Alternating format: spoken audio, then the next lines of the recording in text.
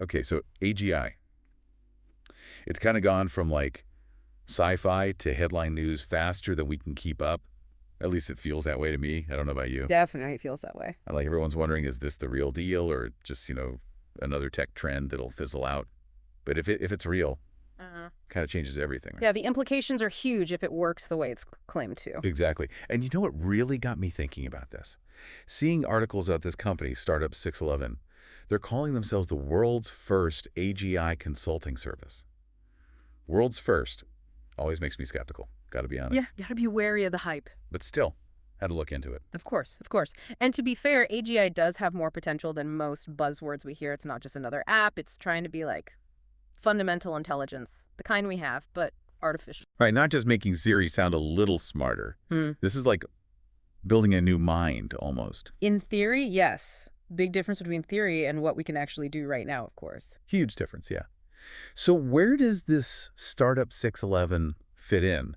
They're not just claiming to have cracked AGI, but to be, what, consultants for it? Yeah, it's a bit of a head scratcher at first. Like, even if you've got this super intelligence, how do you even start making it useful? Exactly. It's not like you can just ask it to, I don't know, solve climate change, and it just does. Right. There's got to be more to it than that. So these guys think they figured out the more to it part. That's what they're claiming, yeah.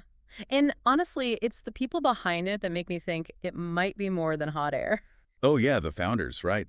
That's what caught my eye, too. We've got Srinidhi, Ranganathan, they call him human AI, which, come on, bit much. And then Mohan Leelashankar, the godfather of modern AI. Yeah. One of them sounds like a marketing gimmick. The other, like, he should be teaching at MIT. Yeah, and that's what's so interesting. You've got this almost cartoonish contrast in their images, but it kind of makes sense when you think about it because you look at Ranganathan, right? This is a guy who made his name by basically hacking marketing. Like he figured out how to make people want stuff on an almost like psychological level. But instead of, I don't know, selling us more cereal or whatever, he's turned that towards AGI. Okay, I see where you're going with this. And Shankar's the balance, right? He's been around the block, seen it all.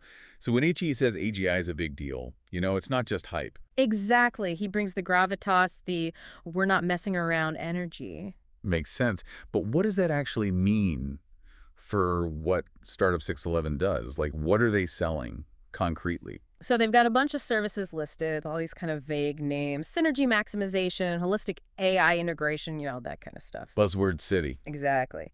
But then there's one called intuitive data navigation, and that caught my eye. Intuitive data navigation. Sounds kind of cool, I'll grant you that. But yeah. Help me out here. What does that even mean? Okay, so imagine you're any company nowadays. So pretty much everyone listening then. Right, and you've got all this data, sales numbers, website clicks, customer surveys, the whole shebang, and you want to make smart decisions, right? Well, yeah, who doesn't? So you got to make sense of all that data. Which is where things get messy fast. Exactly. It's like drinking from a fire hose. More like drowning in it, if you ask me, but yeah, good analogy. And that's where they say AGI comes in.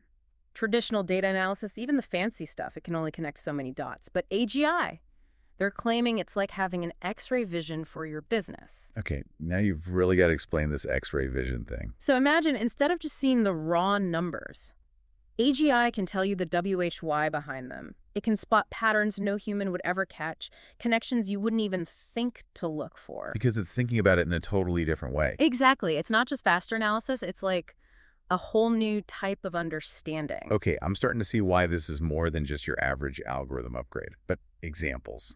I need examples. How does this actually play out in the real world? All right, so let's say you're that online store we were talking about before. You're selling, I don't know, handcrafted cat toys. Oh, wow, cat toys it is. Suddenly, sales spike on one specific type of toy out of nowhere.